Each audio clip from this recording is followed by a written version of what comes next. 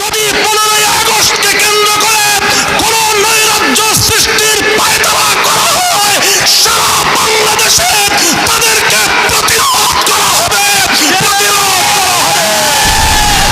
এই শেখ হাসিনা এখন গিয়ে খুনের নেশায় মাতাল হয়ে নরেন্দ্র মোদীর সাথে আখড়া করেছে।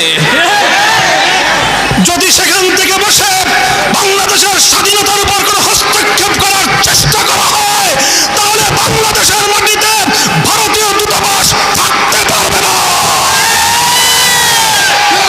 শেখ হাসিনার বিরুদ্ধে বাংলাদেশে বিভিন্ন থানায় আদালতে হত্যা মামলা দায়ের হয়েছে।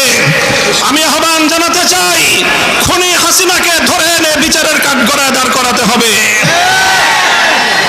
প্রিয় সাথী ও বন্ধুগণ, বক্তব্য শেষ।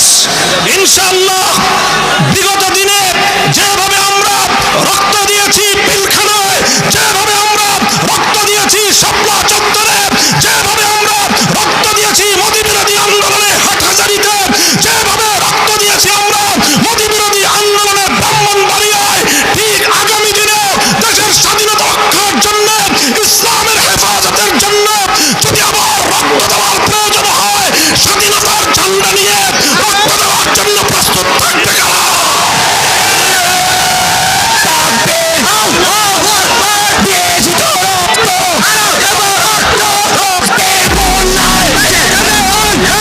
আরেকটি বিষয় আমি দেশবাসীকে সতর্ক করতে চাই, হেফাজতে ইসলামের নেতা কর্মীদেরকে সতর্ক করতে চাই। ইতিমধ্যে আপনারা বিভিন্ন যোগাযোগ মাধ্যম, সামাজিক যোগাযোগ মাধ্যমে দেখেছেন, পরাজিত শক্তির ফ্যাসিবাদী নেত্রী জালিম শাহী শেখ হাসিনা নরেন্দ্র মোদীর ঘরে বসে বাংলাদেশের অভ্যন্তরে 15ই আগস্টকে কেন্দ্র করে বিশৃঙ্খলা সৃষ্টি করবার জন্য তিনি উস্কানি দিচ্ছেন।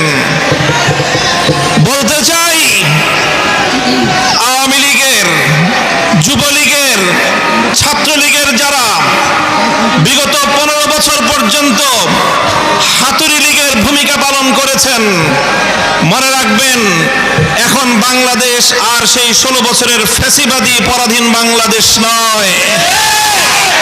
এই বাংলাদেশ আজ স্বাধীন বাংলাদেশ। ছাত্র জনতার এক সাগর রক্তের বিনিময়ে অর্জিত এই স্বাধীন বাংলাদেশে যদি 15ই আগস্টকে কেন্দ্র করে কোন নৈরাজ্য সৃষ্টির পায়তারা করা হয়, সারা বাংলাদেশে তাদেরকে প্রতিরোধ করা হবে।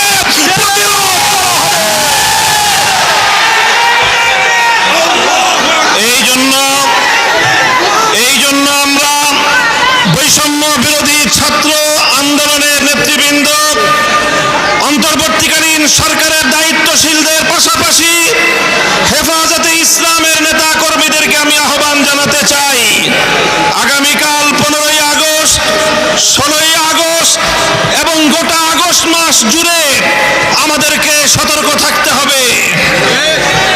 কারণ মনে রাখবেন, আওয়ামী লীগের রাজনীতি হলো প্রতিহিংসার রাজনীতি।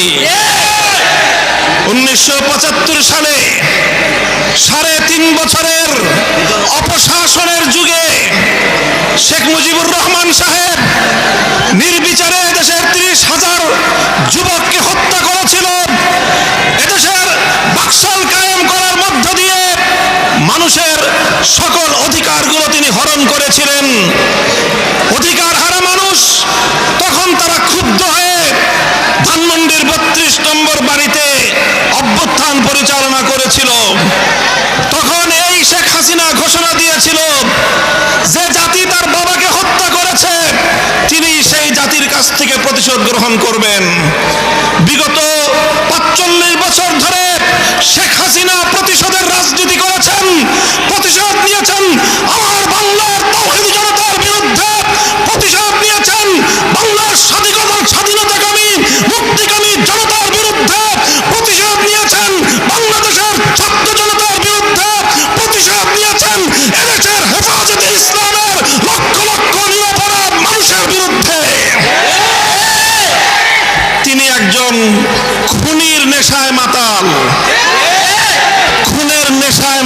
মাতাল।